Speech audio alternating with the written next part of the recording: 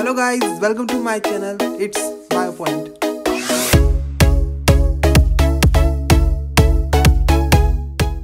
Hello guys, welcome to BioPoint. आज हम start करने जा रहे हैं हमारे क्लास 11 का चैप्टर नंबर 1, जिसका नाम क्या है, द लिविंग वर्ल्ड।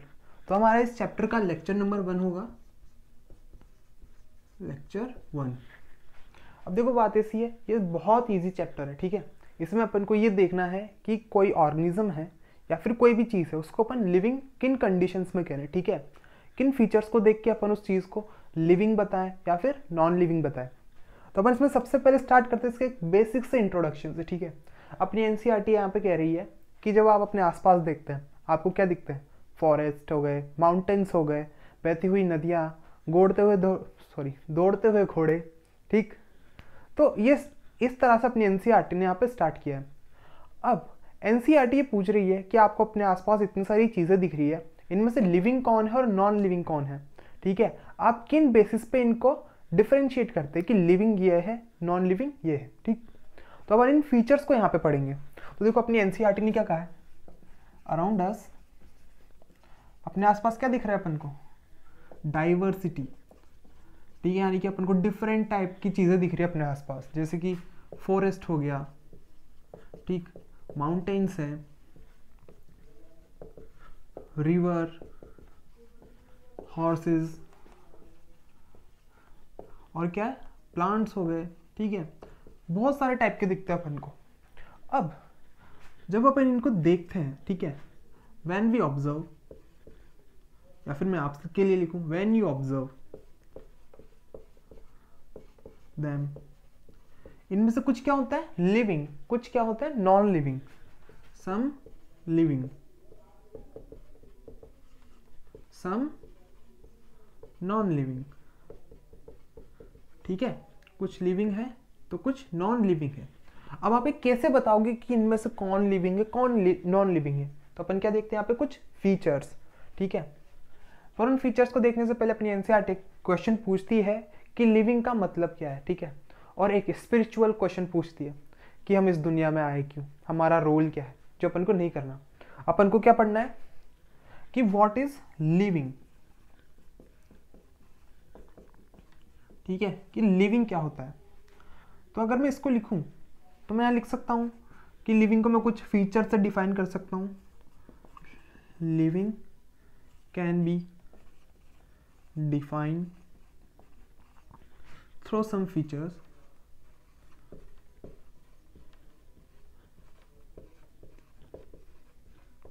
ठीक है भाई।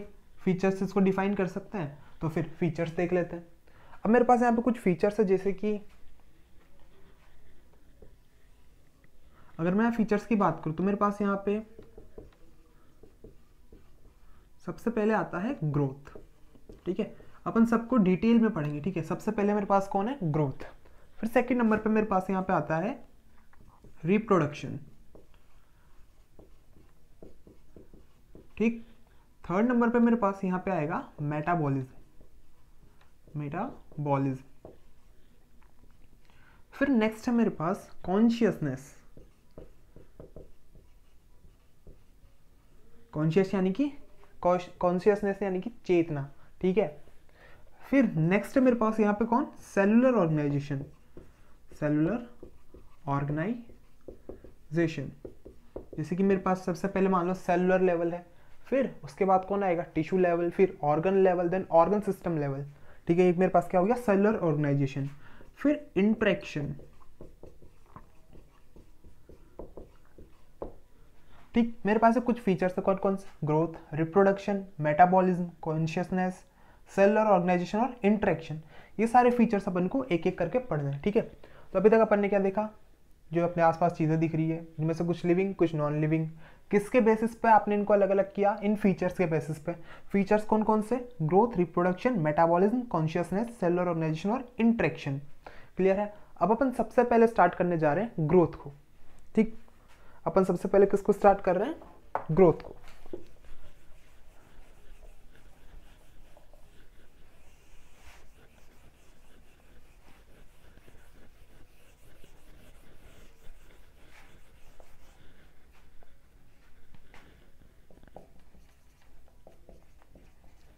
नेचर ऑफ लिविंग, इसमें मेरे पास पहला है ग्रोथ। अब ग्रोथ का मतलब क्या है? ठीक है, कुछ के लिए हो सकता है भाई हाइट बढ़ रही है, वो ग्रोथ है। कुछ के लिए कि भाई हमारा सेल डिवाइड कर रहा है और अपना नंबर बढ़ा रहा है, ये ग्रोथ हो सकती है। पर अगर मैं दोनों को कंबाइन कर दूं तो दोनों ही ग्रोथ है मेरे लिए। तो मैं यहां लिखता हूं, पहली चीज, अगर किसी चीज की ग्रोथ हो गई तो वापस कम नहीं होती। तो ये क्या है? It is a irreversible process. Irreversible process. फिर नेक्स्ट लिखता हूं, या फिर मैं लिख दूं, it is a irreversible change in number of cell. देखो, या तो नंबर ऑफ सेल बढ़ रहा है, दूसरा साइज ऑफ सेल बढ़ रहा है, साइज ऑफ सेल, या फिर नंबर ऑफ ऑर्गन्स। तो मैं क्या कह रहा हूं? It is a irreversible change, जिसमें क्या हो रहा है? सेल के नंबर चेंज हो रहे हैं, सेल का साइज चेंज हो रहा है, ऑर्गन्स के साइज या फिर नंबर चेंज हो रहा है। ठीक है, अब मैं यहां कहूं, एक बात कहता हूं मैं यहां पे, कि अगर यहाँ पे चीज़ें जुड़ रही है, टूट भी रही है, ठीक है, जैसे कि मेरे को सेल का साइज बढ़ाना है, कुछ चीज़ों को मेरे को साथ में जोड़ना पड़ेगा, कुछ कंपाउंड्स हो गए या फिर कुछ जैसे ग्लूकोज वगैरह है, इनको मैं साथ में जोड़ रहा हूँ किसी रिएक्शन के अंदर। तो मेरे पास इसके अंदर क्या हो रहा है? ग्रोथ में एनाबोलिज्म भी हो रहा है, ठीक है, और मेरे पास यहाँ पे कैटाबोलिज्म भी हो रहा है, यानी कि यहाँ पर चीज़ें बन भी रही है और टूट भी रही है। पर ज़्यादा क्या होगा? यहाँ पर ज़्यादा होता है एनाबोलिज्म। ठीक है, ग्रोथ में ज़्यादातर क्या होता है? चीज़ें साथ में जुड़ती है। फिर नेक्स्ट में कहता हूं, ये क्या है? इररिवर्सिबल। इररिवर्सिबल। अब एक यहां पे मेन पॉइंट है, ट्विन कैरेक्टरिस्टिक्स ऑफ सेल, या फिर मैं कहूं ट्विन कैरेक्टरिस्टिक ऑफ ग्रोथ। ठीक है, क्या पॉइंट है मेरे पास यहाँ पे? Twin characteristics of growth. तो मैं यहाँ पे सेल की ग्रोथ, ठीक है, सेल के लिए ले लेते हैं, ट्विन कैरेक्टरिस्टिक्स ऑफ ग्रोथ। ठीक है, अब इसमें मैं लिख रहा हूं, पहला तो मेरे पास क्या हो रहा है? सेल का साइज इंक्रीज हो रहा है, दूसरा सेल का नंबर इंक्रीज हो रहा है। यहां मैं लिखूंगा increase in number of cell and increase in mass. Mass यानी कि उसका साइज। अब जैसे कि ये सेल था, ठीक है, इसका साइज भी बढ़ गया और ये आगे जाके दो में भी डिवाइड कर गया, नंबर भी बढ़ गया। तो देखो दोनों चीजें चल रही है। तो इसी को मैंने क्या किया? Twin characteristic of cell. इन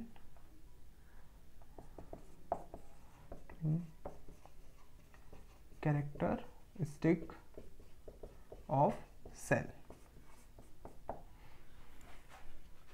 अब ये जो ट्विन कैरेक्टरिस्टिक है ना, इसको अपन यूनिसेलुलर के लिए भी देख लेते हैं और मल्टी सेलुलर के लिए भी देख यूनिसेलुलर के अंदर ग्रोथ कैसे चल रही है, मल्टी सेलुलर के अंदर ग्रोथ कैसे चल रही है। यहां तक का क्लियर है? अब इसमें मैं आगे चलता हूं, तो मेरे पास एक साइड है यूनिसेलुलर ऑर्गेनिज्म, या फिर मैं कहूँ यूनिसेलुलर ग्रोथ, और दूसरी साइड है मेरे पास कौन? Multi cellular growth. अब यूनिसेलुलर ऑर्गेनिज्म कौन होता है? अमीबा, पैरामीशियम, ठीक है, सिंगल सेल के बने हुए हैं। तो मैं यहाँ पे एक सेल लेता हूँ, ठीक है, इसका न्यूक्लियस हो गया। अब सेल पहले क्या करता है? अपना साइज इंक्रीज करता है। भाई डिवाइड करना है तो पहले साइज बढ़ा लो, इंक्रीज साइज, ठीक है। तो इसने क्या किया? अपना साइज इंक्रीज कर लिया। साइज इंक्रीज हो चुका है, यानी कि इसके अंदर जितना भी मटेरियल है सब बढ़ गया। फिर इसके बाद ही क्या करेगा? खुद को डिवाइड करेगा। तो इसने यहाँ पे ये दो सेल बना दिए। क्या हो गया यहाँ पे? सेल डिवीजन, ठीक है।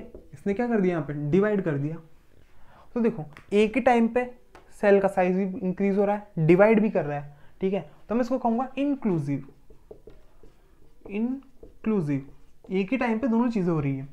तो मैं यहाँ पे लिख सकता हूँ कि भाई यहाँ पे ग्रोथ भी हो चुकी है, ठीक है। देखो ग्रोथ तो हो ही रही है, साइज इंक्रीज हो रहा है जो, साथ में इसने यहाँ पे खुद को दो में डिवाइड कर दिया।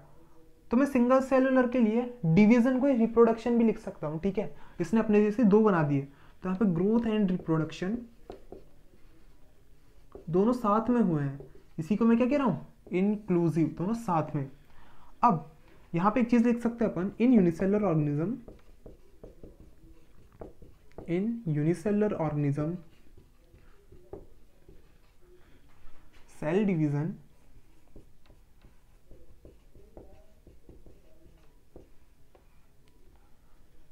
is both growth and reproduction, ठीक है। यूनिसेलुलर ऑर्गेनिज्म के अंदर जो सेल डिवीजन है वही ग्रोथ भी है, वही रिप्रोडक्शन भी है। तो ये क्या हो रहा है, सेम टाइम पे। पर क्या ये जो मल्टीसेलुलर होता है उसके लिए होता है क्या, ये मल्टीसेलुलर में भी सेल एक साथ ही ग्रोथ किया फिर वो एक साथ ही डिवाइड कर गया, ऐसा नहीं होता। अब अपन केस देखते हैं मल्टीसेलुलर का। तो मैं मल्टीसेलुलर में लिखूंगा यहाँ पे cell growth and cell division, ठीक है। Cell growth and cell division दोनों किसके लिए जरूरी है, ग्रोथ के लिए। इज रेस्पॉन्सिबल फॉर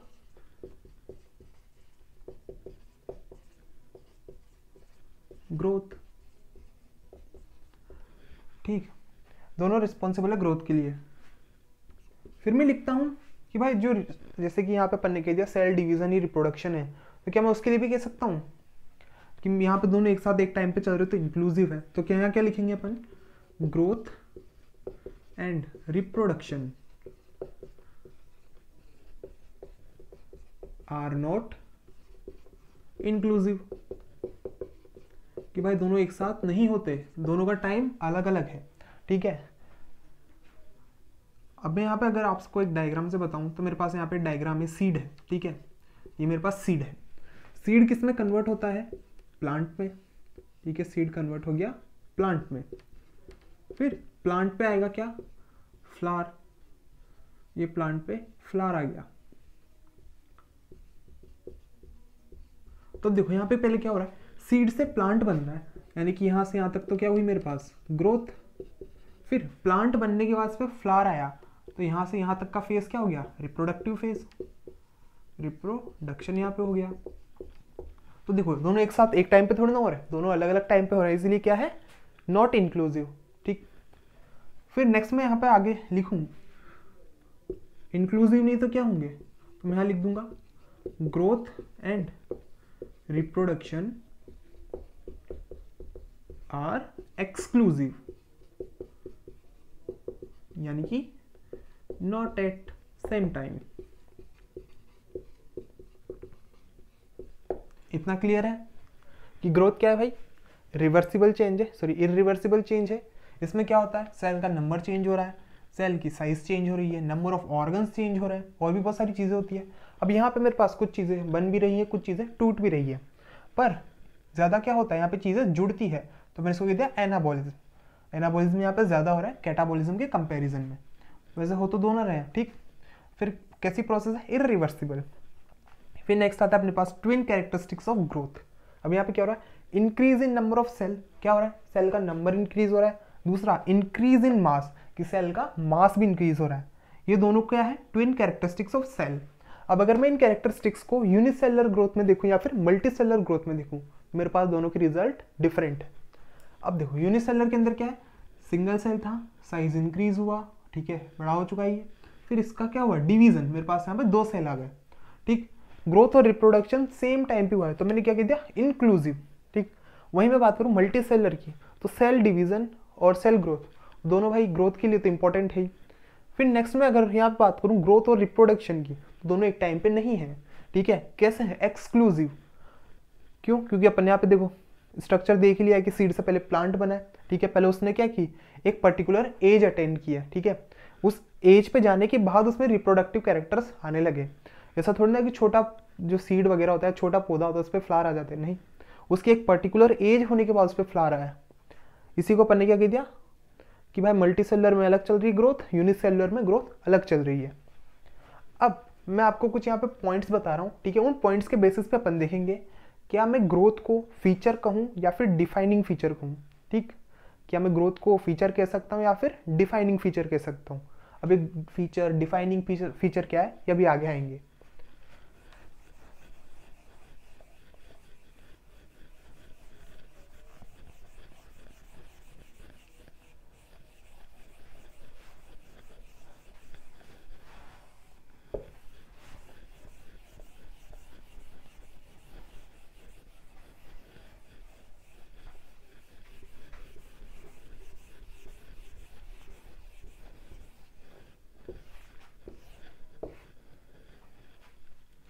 अब यहाँ पे अपन कंपैरिजन करते हुए चलते हैं। जैसे मैं सबसे पहले कंपैरिजन कर लेता हूँ प्लांट ग्रोथ और एनिमल ग्रोथ में। एनिमल ग्रोथ तो अपन पहले बात करते हैं प्लांट की, ठीक है। प्लांट में क्या होता है कि जैसे सेल डिवाइड कर रहे हैं, तो क्या प्लांट में हमेशा सेल डिवाइड करते रहते हैं? क्या प्लांट की कभी हाइट रुकती है या नहीं रुकती? तो देखो इसका सिंपल सा आंसर है, प्लांट में सेल हमेशा डिवाइड करते रहते हैं किसी फिक्स लोकेशन पे। इस वजह से प्लांट की हाइट कभी नहीं रुकती, प्लांट हमेशा बढ़ता रहता है। वहीं मैं बात करूँ एनिमल्स की, तो एनिमल्स में क्या होता है कि एक पर्टिकुलर एज तक हाइट बढ़ेगी, ठीक। एक पर्टिकुलर एज तक हाइट बढ़ेगी, फिर उसके बाद उसकी हाइट वहाँ पे रुक जाएगी, हाइट नहीं बढ़ रही। पर ऐसा थोड़ी ना कि भाई उसके सेल्स डिवाइड करना बंद कर जाएंगे, उसके भी सेल्स कंटिन्यूसली डिवाइड करते हैं। क्यों? क्योंकि जो पुराने सेल्स थे उनको रिप्लेस करना है। तो अपन ने क्या देखा कि प्लांट में तो हमेशा सेल डिवीजन चल रही है कुछ स्पेसिफिक पोजीशन पे, ठीक है, कुछ स्पेसिफिक लोकेशन पे, जो अपने नेक्स्ट चैप्टर से उनमें दिया हुआ है। पर एनिमल में क्या होता है, एक पर्टिकुलर टाइम तक हाइट बढ़ती है पर उसके सेल अभी भी डिवाइड कर रहे हैं। क्यों? क्योंकि उसको पुराने सेल्स को रिप्लेस करना है। तो यहाँ अपन ये लिख सकते हैं in plant cell division occur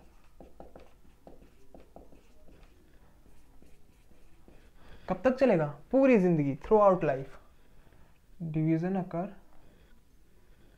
throughout life, ठीक है। क्या पूरे प्लांट में होता है? नहीं, कुछ स्पेसिफिक जगह पे। तो देखो यहाँ पे कंटिन्यूसली डिवीजन चल रहा है, तो यहाँ पे ग्रोथ भी क्या चलती है? पूरी उम्र। So growth occur throughout life,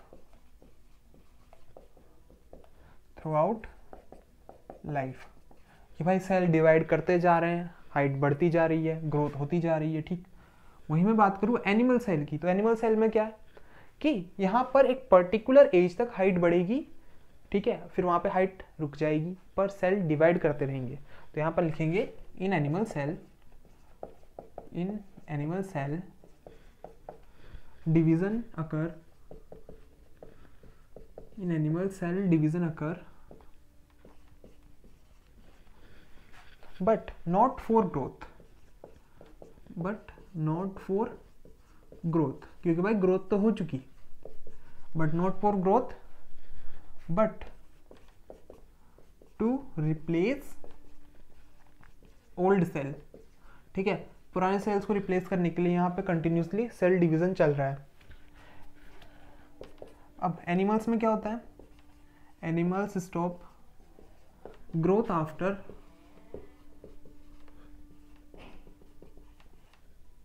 growth after some as.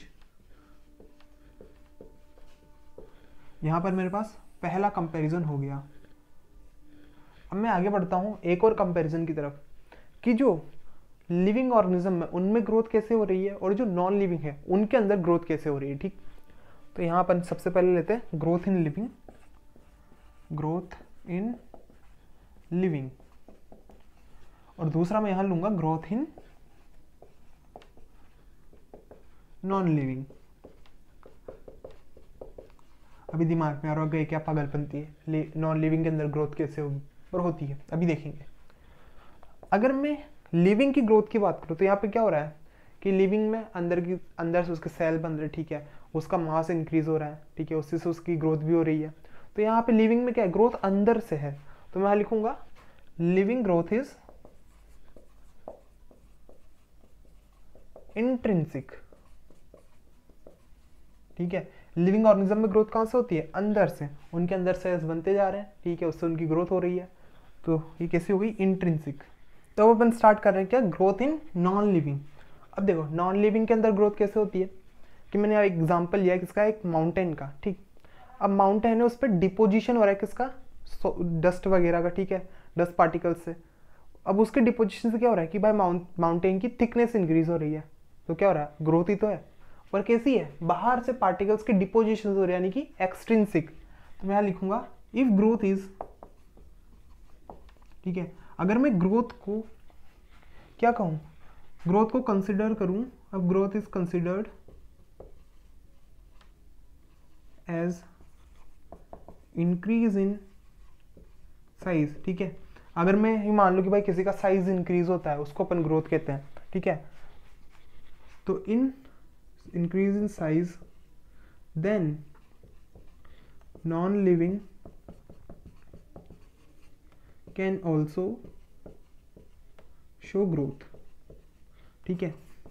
अगर मैं साइज इंक्रीज होना, ठीक है, साइज को अगर एक कंडीशन मान लूँ कि भाई किसी की साइज बढ़ रही है तो अपन उसको ग्रोथ कहेंगे। तो नॉन लिविंग भी शो करते हैं कैसे, कि भाई खुद के ऊपर जो डिपोजिशन हो रहा है, जैसे कि माउंटेन हो गया या फिर कोई भी चीज़ हो गई जिसके ऊपर डिपोजिशन हो रहा है, सॉइल डस्ट वगैरह इनका, तो क्या हो रहा है, उनकी साइज बढ़ रही है, साइज बढ़ रही है यानी कि उनमें ग्रोथ हो रही है।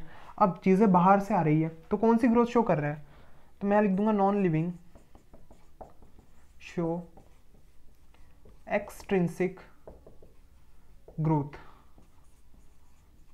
बाय डिपोजिशन, ठीक है, बाय डिपोजिशन। अब जैसे कि अपन थोड़ा पहाड़ को चेंज कर दे, कोई पहाड़ है, अब उस पर बर्फ़ नहीं है, ठीक है, एक टाइम पे बर्फ़ गिरी, बर्फ़ गिरने से क्या हुआ, उसकी साइज़ इंक्रीज हो गई, तो क्या उसकी ग्रोथ हो गई, हाँ हो गई। अगर मैं साइज़ को कंसीडर करता हूँ, ठीक, मेरे पास यहाँ पे दूसरा पार्ट बन गया। अगर मैं इसका एग्जाम्पल लिखूँ तो यहाँ लिख दूंगा मैं रॉक बाउल्डर्स, रेत के टीले भी हो सकते हैं, ठीक है।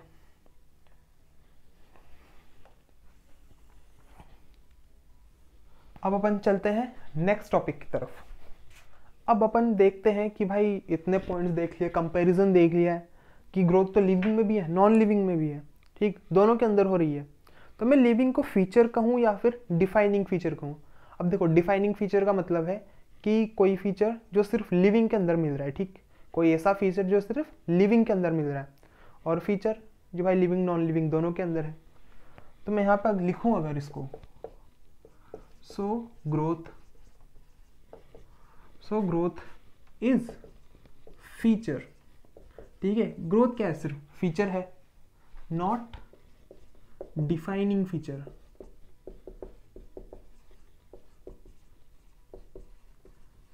क्योंकि देखो ग्रोथ तो मेरे को लिविंग नॉन लिविंग दोनों के अंदर मिल रही है, पर डिफाइनिंग फीचर सिर्फ लिविंग के अंदर मिलता है। हाँ मैं लिविंग के अंदर इसको ले सकता हूँ अगर मैं साइज वाले पार्ट को हटा दूँ, पर अभी मैंने दोनों पार्ट लिए तो मैंने यहाँ पे क्या लिखा है कि ये सिर्फ फीचर है, डिफाइनिंग फीचर नहीं है। Growth can be defining feature, growth can be defining feature. मैं ग्रोथ को डिफाइनिंग फीचर कब कह सकता हूँ, जब मैं ये साइज वाला कॉन्सेप्ट है इसको हटा दूँ, ठीक है। Growth can be defining feature, और अगर मैं इसको एब्सेंट कर दूँ किसके अंदर, नॉन लिविंग के अंदर, एब्सेंट इन नॉन लिविंग, ठीक है। अगर मैं इसको एब्सेंट कर दूँ किसके अंदर, नॉन लिविंग के अंदर, and present in all living organism, all living, और ग्रोथ हमेशा होती है, तो मैं लिख सकता हूँ ऑल टाइम, हमेशा चलती रहेगी, ठीक है। अगर नॉन लिविंग को हटा दो तो मैं ग्रोथ को डिफाइनिंग फीचर कह सकता हूँ, और लिविंग में तो होती है, हमेशा चलती रहेगी। अब यहाँ पे एक चीज़ है कि मैं भाई ग्रोथ को फीचर कह रहा हूँ, डिफाइनिंग फीचर क्यों नहीं कह रहा। अगर इसका रीज़न आपसे पूछ ले तो उस रीज़न को अपन यहाँ लिख देते हैं, तो मैं यहाँ पे इसका रीज़न लिख देता हूँ। किसका, इसका रीज़न मैं यहाँ पे लिख रहा हूँ क्या, कि some non living also show growth, some non living also show growth. कौन सी ग्रोथ शो करते हैं, एक्सट्रिंसिक ग्रोथ,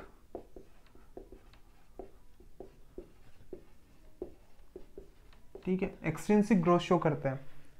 पर कुछ लिविंग ऑर्गेनिज्म एक पर्टिकुलर एज के बाद अपनी ग्रोथ नहीं कर पाते, जैसे कि हाइट, अपनी हाइट रुक गई है, ग्रोथ नहीं हो रही, सेल डिवाइड कर रहा है पर ग्रोथ नहीं हो रही है। तो मैं यहाँ पे इसको भी लिख सकता हूँ, some living organism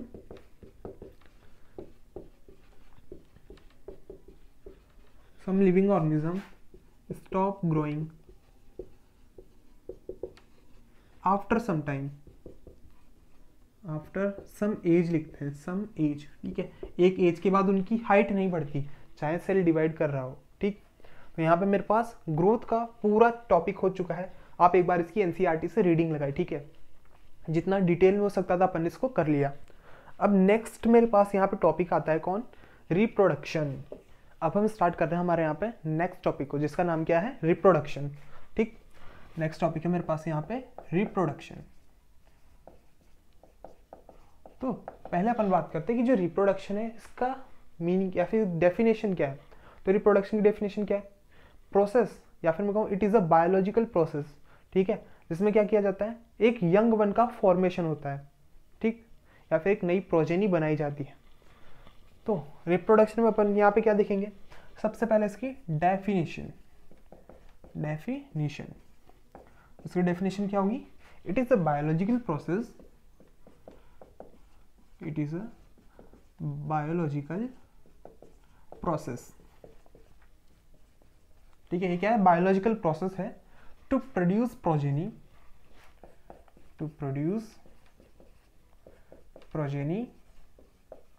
of its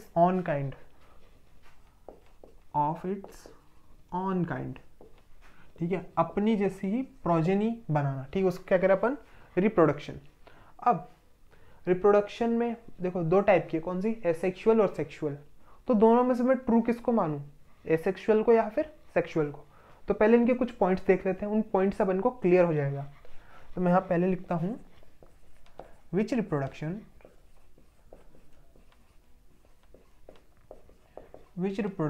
is considered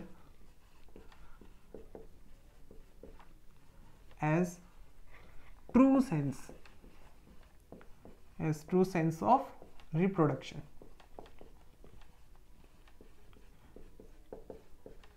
तो अगर मैं यहाँ बात करता हूँ तो मेरे पास रिप्रोडक्शन कौन सी है, पहली है एसेक्सुअल, ठीक है, एसेक्सुअल भी, और दूसरी कौन सी है, सेक्सुअल। तो इन दोनों में से मैं ट्रू रिप्रोडक्शन किसको कहूं, तो मैं यहाँ पे कुछ पॉइंट्स लिखता हूं। इन लोअर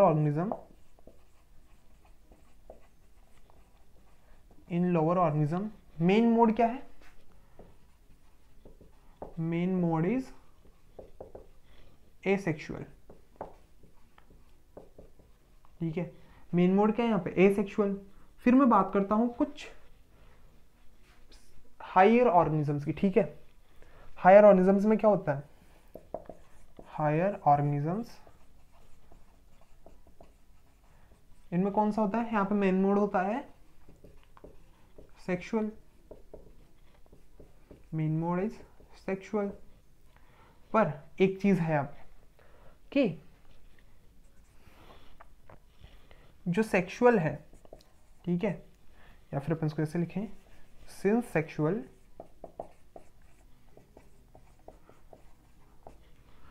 गेव वेरिएशन, ठीक है।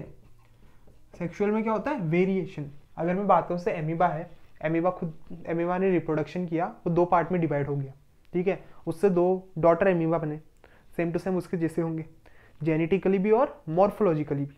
तो वहाँ पे कोई वेरिएशन नहीं है, और नेचर को क्या चाहिए होता है, variation.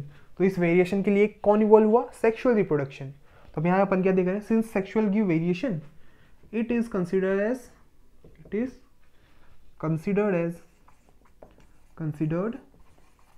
as true sense of reproduction,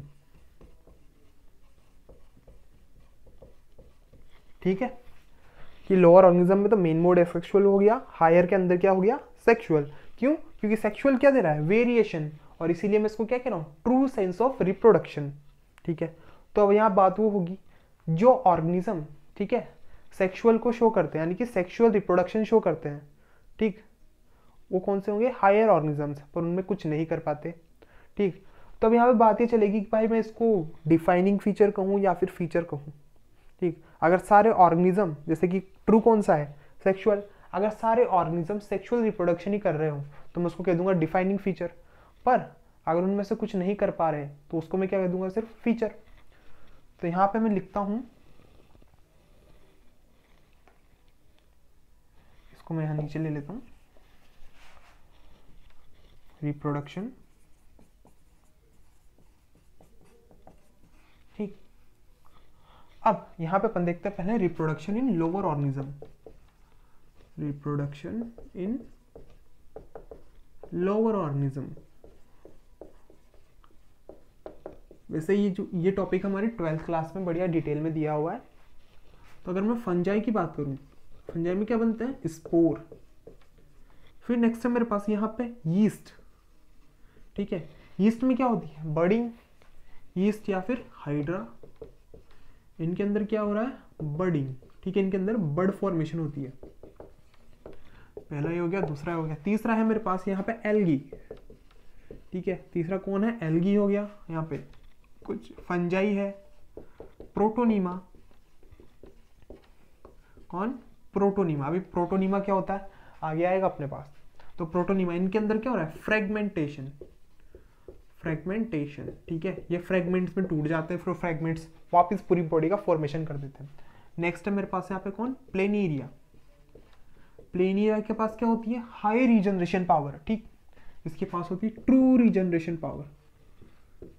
इसको मैं कितनी पार्ट्स में काट दूं ये वापस से बन जाएगा, रीजनरेशन। ठीक है, इसके पास क्या है, ट्रू रीजनरेशन। ये तो हो गया रिप्रोडक्शन इन लोअर ऑर्गेनिज्म, यानी कि एसेक्सुअल चल रहा है अभी तक। अब मैं यहाँ पे नोट लिख देता हूँ एक, in most of the lower organism, in most of the lower organism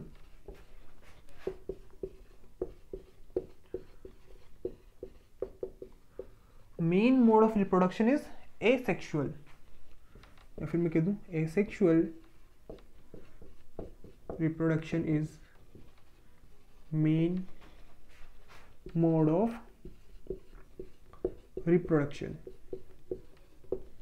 ठीक, अब एसेक्सुअल यहाँ पे कंप्लीट हो चुका है। अब सेक्सुअल की देख लेते हैं कुछ।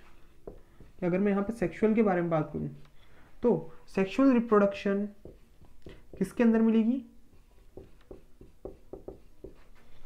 Is present in higher organisms. ठीक है, कि सेक्सुअल रिप्रोडक्शन हायर ऑर्गेनिजम्स के अंदर तो मिल रही है, तो ठीक है, नॉर्मल बात है। मैं इसको थोड़ा चेंज कर देता हूँ, अपन डायरेक्ट यहाँ पे वही बात लिखते हैं, sexual reproduction absent in higher organisms. ठीक है, देखो अभी तक अपन ने एसेक्सुअल की बात पूरी कर ली है। सेक्सुअल सारे हायर ऑर्गेनिजम्स में मिलता है, ठीक, पर कुछ के अंदर एब्सेंट होता है। उसी एक्सेप्शन को अपन यहाँ पे देख लेते हैं। जैसे कि किसके अंदर नहीं मिलेगा सेक्सुअल रिप्रोडक्शन, म्यूल।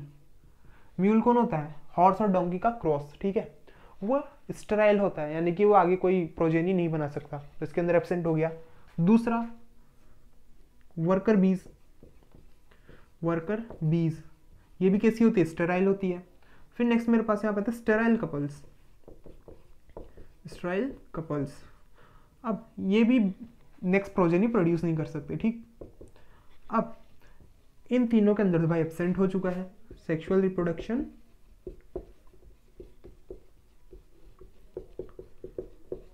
एब्सेंट, ठीक है, और अपन ने तो कहा था कि भाई डिफाइनिंग फीचर में उसी का कहूंगा जिसमें सेक्सुअल रिप्रोडक्शन होता है। तो अब सेक्सुअल रिप्रोडक्शन में तो इनके अंदर तो प्रेजेंट है ही नहीं, इन ऑर्गेनिज्म के पास सेक्सुअल रिप्रोडक्शन नहीं है, और कुछ मेरे पास जैसे लोअर ऑर्गेनिजम्स हैं उनके अंदर एसेक्सुअल रिप्रोडक्शन हो रहा है। तो अब बात ये आ जाती है, रिप्रोडक्शन को आप फीचर कहोगे या फिर डिफाइनिंग फीचर कहोगे। ठीक है, अगर इन तीनों के अंदर भी मिलता, ठीक है, मैं कहूँ अगर सारे जो जितने भी ऑर्गेनिजम्स हैं मेरे पास हायर ऑर्गेनिजम्स, सबके अंदर सेक्सुअल रिप्रोडक्शन हो रहा है, तब तो मैं इसको डिफाइनिंग फीचर कह देता। पर इनके अंदर नहीं मिल रहा है, ठीक है, हायर ऑर्गेनिज्म होने के बावजूद भी, तो मैं इसको क्या कहूँगा, सिर्फ फीचर।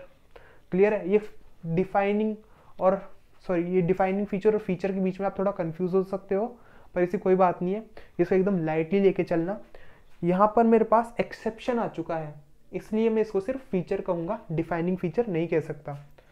तो एक बार इसको वापस देख लेते हैं, फिर इसके जो पॉइंट्स हैं उनको वापस लिख लेंगे इधर कि रिप्रोडक्शन की डेफिनेशन क्या है। It is a biological process जिसमें न्यू प्रोजेनी बनती है, कैसी, पेरेंट्स के जैसे, ठीक। फिर which reproduction is considered as true sense. देखो रिप्रोडक्शन दो, एसेक्सुअल, सेक्सुअल। ट्रू सेंस किसको कहा जाएगा, सेक्सुअल को, क्योंकि इसमें क्या है, वेरिएशन, ठीक, इसमें वेरिएशंस होते हैं इसलिए इसको अपने ट्रू सेंस के दिए। फिर रिप्रोडक्शन लोअर ऑर्गेनिज्म लिखे हुए हैं, फिर उनमें रिप्रोडक्शन के टाइप्स लिखे हुए हैं। फिर नेक्स्ट है मेरे पास यहाँ पे सेक्सुअल रिप्रोडक्शन। सारे ऑर्गेनिजम्स के अंदर क्या मिलता है मेरे को, सेक्सुअल रिप्रोडक्शन हायर ऑर्गेनिजम्स के अंदर, पर मेरे पास तो एक्सेप्शन आ गया कि भाई इनके अंदर तो प्रेजेंट है ही नहीं, ठीक। अब यहाँ पे अपन नेक्स्ट चीज पे मूव करते हैं।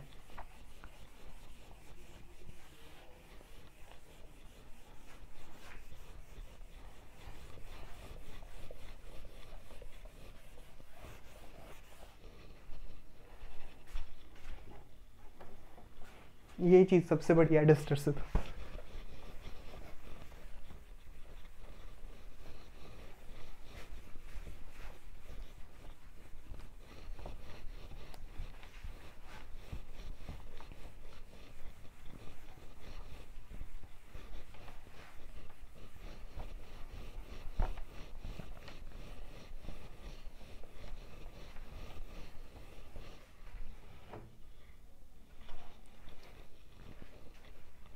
अब यहाँ पे मैं लिख सकता हूँ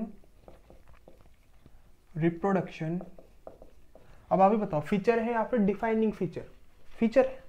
reproduction is feature not defining feature.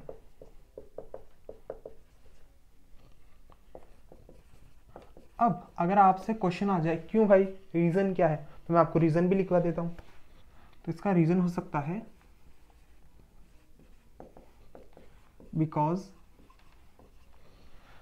sexual reproduction is true sense of reproduction, because sexual reproduction, asexual से तो अपन को कोई मतलब ही नहीं है, ठीक है, उसको तो अपन रिप्रोडक्शन मान भी नहीं दे। सेक्सुअल रिप्रोडक्शन क्या है, is true sense of reproduction, क्योंकि यहाँ पे क्या हो रही है, वेरिएशन। पर कुछ ऑर्गेनिजम्स है जिनके अंदर भाई रिप्रोडक्शन हो ही नहीं है, सेक्सुअल रिप्रोडक्शन, तो इस वजह से मैंने इसको किस में शिफ्ट कर दिया, फीचर में। अगर उनके अंदर होती तो मैं इसको डिफाइनिंग फीचर में रख सकता था। तो यहाँ लिख सकता हूँ एंड दो पॉइंट है मेरे पास यहाँ पे, most lower organism, most lower organism, इनमें क्या है, एसेक्सुअल मोड मेन है, इज मेन। और वहीं इन हायर ऑर्गेनिज्म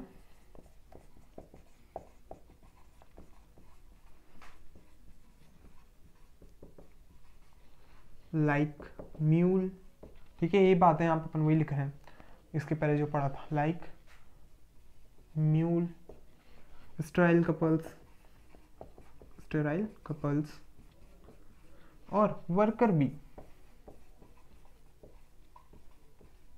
इनमें क्या है, sexual mode absent, sexual mode is absent, ठीक है, क्योंकि ये नेक्स्ट प्रोजेनी नहीं बना सकते। ये कैसे है, स्टेराइल। यहाँ पे अपना जो रिप्रोडक्शन वाला टॉपिक है ये भी कंप्लीट हो चुका है। अब हम स्टार्ट करते हैं हमारा थर्ड फीचर, जिसका नाम क्या है, मेटाबॉलिज्म। मेरे पास यहाँ पे थर्ड नंबर पे कौन है, मेटाबॉलिज्म। मेटाबॉलिज्म, अब देखो मेटाबॉलिज्म क्या होता है, मैं इसको आपको ऐसे समझाता हूँ कि मेरे पास ये कोई सेल है, ठीक है, सेल के अंदर रिएक्शन चल रही है, ए से बी, बी से सी, सी से डी, ठीक है। अब ए से बी बन रहा है, बी से सी, सी से डी, यहाँ पे एक चीज़ दूसरे के अंदर कन्वर्ट होती जा रही है, ठीक है। यहाँ पे ए को बी में कन्वर्ट कराने के लिए एंजाइम की ज़रूरत पड़ेगी, ठीक है। क्या, ए बी के अंदर कन्वर्ट हो रहा है और किसने करवाया, एंजाइम ने, ठीक। तो अगर मैं इन सारी रिएक्शंस का सम टोटल निकालूं, जैसे एक सेल के अंदर जितनी भी रिएक्शन चल रही है उन सबका सम टोटल निकालूं, उसको मैं क्या कहूँगा, मेटाबॉलिज्म, ठीक है। तो मैं यहाँ लिख सकता हूँ इसकी डेफिनेशन में, definition it is a sum total of all reactions, it is a sum total of all metabolic reaction, लिखते हैं मेटाबॉलिक रिएक्शन। ठीक है, मेरे सेल के अंदर जितनी भी रिएक्शन चल रही क्या है, मेटाबॉलिक रिएक्शन, और मैं इन सबका सम निकाल दूं क्या कहूंगा उसको, मेटाबॉलिज्म। फिर नेक्स्ट इसके अपन कुछ फीचर्स की बात करते हैं, जैसे मैं यहाँ लिखता हूँ फीचर्स। ठीक है, सबसे पहला फीचर मेरे पास क्या होगा कि सेल के अंदर बहुत सारी क्या चल रही है, रिएक्शन। तो यहाँ मैं लिख दूंगा inside cell large number of reactions occurring. फिर मैं नेक्स्ट पॉइंट यहां पे लिख सकता हूं कि सारे केमिकल रिएक्शन में क्या हो रहा है, एक मॉलिक्यूल दूसरे के अंदर कन्वर्ट हो रहा है। तो यहां मैं लिख दूंगा in all chemical reaction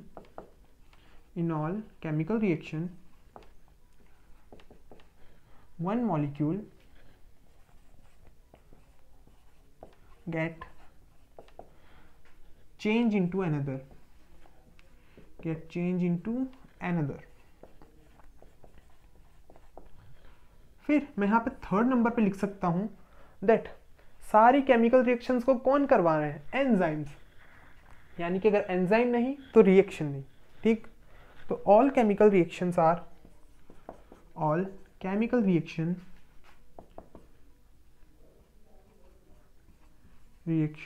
are catalyzed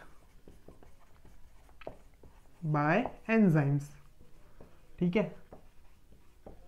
फिर नेक्स्ट में यहां पे लिख सकता हूं कि भाई एंजाइम्स को वर्क करना है तो उनको एक मीडियम चाहिए होगा। ठीक है, सॉलिड मीडियम में तो वर्क नहीं करेंगे, तो उनको एक मीडियम चाहिए, कौन सा, एक्वस मीडियम। ठीक है, ना ज़्यादा सॉलिड ना ज़्यादा लिक्विड। तो enzymes require aqueous medium.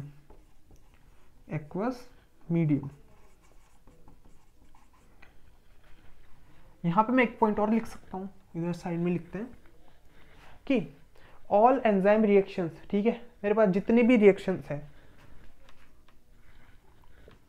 All enzyme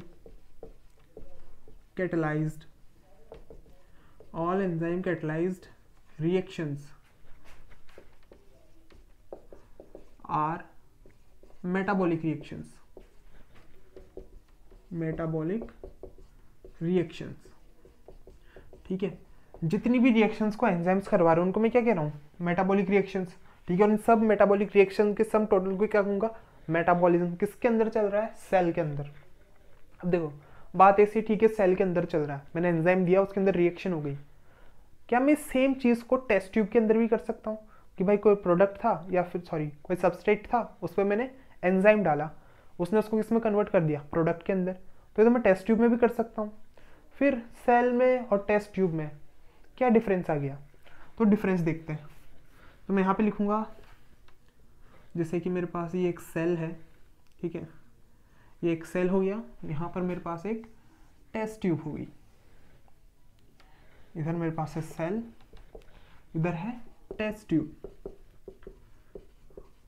अब सेल के अंदर चल रहा है तो मैं इसको कह सकता हूँ इन वीवो, और वो टेस्ट ट्यूब के अंदर तो मैं इसको कह सकता हूँ इन विट्रो। अब एक चीज देखो, मीडियम की बात करते हैं, सेल कैसा है, लिविंग। तो यहाँ पे इसको कौन सी कंडीशंस मिलेंगी, लिविंग कंडीशंस। यहाँ पे कौन सी कंडीशन मिली, लिविंग कंडीशन। टेस्ट ट्यूब कैसी है, नॉन लिविंग। तो यहाँ पे इसको क्या मिली, नॉन लिविंग कंडीशन। अब दोनों के अंदर क्या होगा, रिएक्शन चलेगी, ए से बी बनेगा। यहाँ पे क्या लगा, एंजाइम, वहां पर भी ए से बी बनेगा, क्या लगा, एंजाइम। ठीक है, इस एंजाइम ने ए को कन्वर्ट किया बी में, यहाँ पर भी इस एंजाइम ने ए को कन्वर्ट किया बी में। ठीक है, तो वो रिएक्शन जिसके अंदर भाई एंजाइम लग रहा है, ठीक है, मैं इसको कह दूंगा क्या, लिविंग रिएक्शन। ठीक है। मेटाबॉलिक रिएक्शन भी कह सकते हैं, मैं इसको क्या कह दूंगा, लिविंग रिएक्शन। ठीक है, लिविंग रिएक्शन इसके अंदर भी है। लिविंग रिएक्शन तो भाई यहाँ पर भी एंजाइम लगा, इसमें कन्वर्ट हो गया, ये भी क्या है, लिविंग रिएक्शन। तो मैं अब अगर यहाँ पे कंक्लूजन निकालूं तो क्या होगा कि सेल के अंदर भाई उसको जो कंडीशंस मिल रही है ना वो लिविंग कंडीशंस है। ठीक, तो यहाँ पे जो रिएक्शन है वो भी लिविंग रिएक्शन है। पर टेस्ट ट्यूब में क्या हुआ कि भाई एंजाइम दे दिया है, रिएक्शन हो चुकी है, एंजाइम की प्रेजेंस में हुआ, तो मैं उसको लिविंग रिएक्शन कह रहा हूँ। पर जो उसको कंडीशंस मिली वो कैसी है, नॉन लिविंग कंडीशंस। तो मेरे पास रिएक्शन दोनों केसेस में हो सकती है, बस एंजाइम देना है, काम हो जाएगा। ठीक, तो यहाँ अपन लिख देंगे नोट में, metabolic reaction, metabolic reaction can occur in both living and non-living condition। ठीक है, मेरे पास दोनों कंडीशन के अंदर रिएक्शन चल रही है। तो अब बात आती है, ठीक है, कि भाई दोनों को मैं लिविंग कह रहा हूँ। ठीक है, तो क्या मैं मेटाबॉलिक रिएक्शन को लिविंग कहूँ या नॉन लिविंग कहूँ? ठीक है, वो उसी चीज़ पे जा रहे हैं अपन, फीचर है या डिफाइनिंग फीचर। यहाँ तक तो सब नॉर्मल चल रहा था, अब लड़ाई आ गई है किसकी, फीचर और डिफाइनिंग फीचर की। ठीक है, इसको भी अपन देख लेते हैं, फीचर कहेंगे या डिफाइनिंग फीचर कहेंगे। तो कुछ तो अपन यहाँ पे क्या करेंगे, कुछ पॉइंट्स को पकड़ेंगे, उनके बेसिस पे कहेंगे कि ये फीचर है या फिर डिफाइनिंग फीचर है। पूरे को रफ कर लेते हैं। ठीक है, वापस लिखेंगे, एक बार वापस देख लीजिए। सेल के अंदर बहुत सारी रिएक्शन चल रही है, उनके सम टोटल को मैंने क्या कहा, मेटाबॉलिज्म। ठीक है, बहुत सारे केमिकल्स क्या हो रहे हैं, एक मॉलिक्यूल दूसरे के अंदर चेंज हो रहा है। फिर यहाँ पे क्या है, एंजाइम अपना काम कर रहे हैं। ठीक है, एंजाइम के बिना रिएक्शन होगी नहीं। एंजाइम को कौन सा मीडियम चाहिए, एक्वस मीडियम। सारे एंजाइम कैटालाइज रिएक्शन क्या है, मेटाबॉलिक रिएक्शन है। ठीक है, या फिर लिविंग रिएक्शन है। अब लिविंग दोनों केस में, किसमें, वीवो में भी और विट्रो के अंदर भी। ठीक है, दोनों में एंजाइम की जरूरत पड़ रही है। अब देखते हैं कि किस कंडीशन में इसको भाई फीचर कह सकते हैं या फिर फीचर कह सकते हैं या फिर डिफाइनिंग फीचर कह सकते हैं। अब अगर मैं यहाँ पे बात करता हूँ तो जितनी भी मेटाबॉलिक रिएक्शंस है सब क्या है, लिविंग रिएक्शंस है। तो अपन यहाँ लिखते हैं मेटाबॉलिक रिएक्शन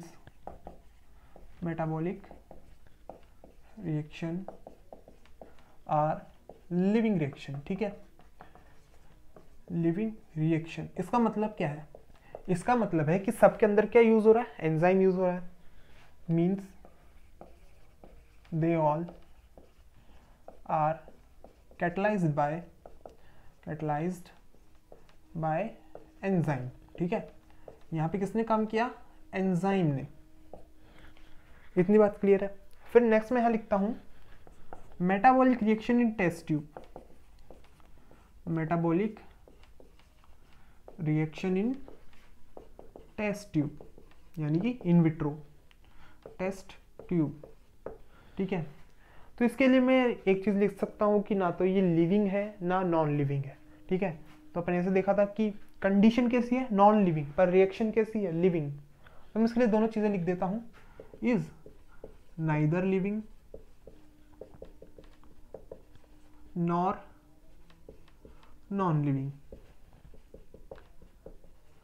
ठीक है, कंफ्यूजिंग चीज़ हो गई, पर कंडीशंस देख लेते हैं भाई। उसका तो हो गया कि वो ना तो लिविंग है ना नॉन लिविंग है, क्योंकि कंडीशंस तो हो गई नॉन लिविंग, रिएक्शन हो गई लिविंग।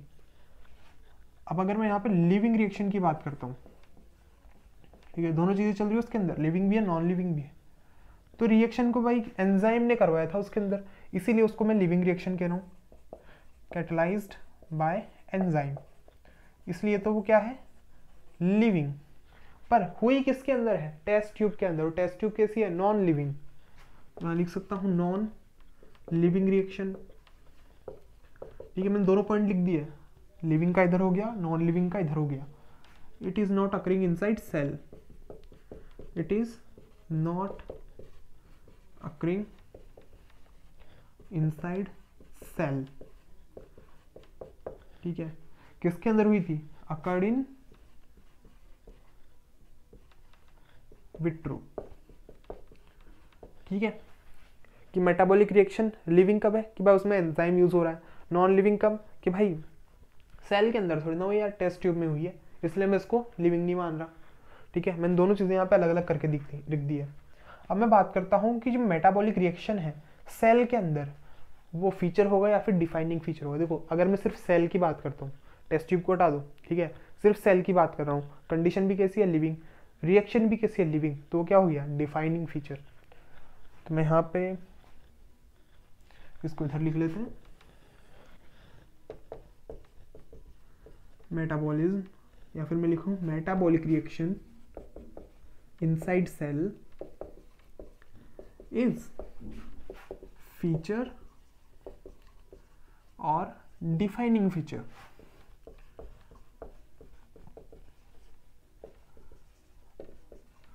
ठीक है, तो क्या कहेंगे भाई, डिफाइनिंग फीचर है इनसाइड सेल, इट इज, ठीक है, सेल के अंदर जितनी भी रिएक्शन चल रही है क्या कहते हैं अपन उसको, metabolism. Inside cell it is called metabolism. ठीक है, उसको मैंने क्या कह दिया, मेटाबॉलिज्म कह दिया। और ये क्या होती है, डिफाइनिंग फीचर होती है, कौन, मेटाबॉलिक रिएक्शन जो सेल के अंदर चलती है। ठीक है, फीचर नहीं होता। और सेल के अंदर जितनी भी रिएक्शन चलती है उनको एक सम टोटल क्या होता है, मेटाबॉलिज्म। अब मैं यहाँ पे जैसे कि मैंने सेल बना लिया है, सेल के अंदर ए कन्वर्ट हुआ किस में, बी में, और फिर मेरे पास पी कन्वर्ट हुआ क्यू में, यहाँ पे आर कन्वर्ट हो चुका है किसके अंदर, एस के अंदर। ठीक है, तो क्या है, बहुत सारी रिएक्शन चल रही है, इसी को मैं कह रहा हूँ मेटाबॉलिज्म, मेटाबॉलिज्म। ठीक है, और ये क्या है मेरे पास, डिफाइनिंग फीचर। ठीक है, सेल के अंदर चल रहा है, सारी कंडीशन सही है, तो मैंने इसको क्या कह दिया, डिफाइनिंग फीचर। फिर नेक्स्ट मैं यहाँ पे बनाता हूँ क्या, एक टेस्ट ट्यूब। ये मैंने यहाँ पे टेस्ट ट्यूब बना दी, इसके अंदर भी ए कन्वर्ट हुआ बी के अंदर एंजाइम की प्रेजेंस में, यहाँ पर भी एंजाइम्स थे। ठीक है, और ये किस में हुआ है, इन लिविंग कंडीशन। और अगर मैं टेस्ट ट्यूब की बात करता हूँ तो यहाँ पे क्या है, metabolic reaction is not defining feature. क्यों, क्योंकि भाई कंडीशंस कैसी है, नॉन लिविंग, ड्यू टू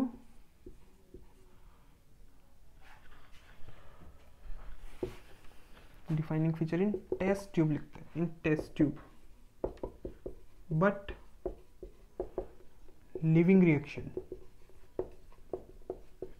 ठीक है, अगर आपको क्वेश्चन में सिर्फ इसको टारगेट करके पूछता है तब तो आप कह दो क्या कि मेटाबॉलिज्म डिफाइनिंग फीचर है। लेकिन अगर दोनों को साथ में लेके पूछ ले तो कह दो कि भाई फीचर डिफाइनिंग फीचर नहीं, वो सिर्फ फीचर है। ठीक है, या फिर सिर्फ इसके लिए पूछता है कि भाई जो टेस्ट ट्यूब में रिएक्शन चल रही है वो फीचर है या फिर डिफाइनिंग फीचर है, तो आप उसके लिए क्या कहोगे कि वो सिर्फ फीचर है। अगर सेल के अंदर चल रही है तो क्या कहोगे कि वो एक डिफाइनिंग फीचर है। तो यहाँ पे अपने 3 फीचर कंप्लीट हो चुके हैं। ठीक, अब अपन अपनी नेक्स्ट वीडियो में स्टार्ट करेंगे हमारा 4th फीचर, जो क्या होगा, कॉन्शियसनेस। तो अब अपन मिलते हैं हमारे नेक्स्ट लेक्चर के अंदर। Thank you.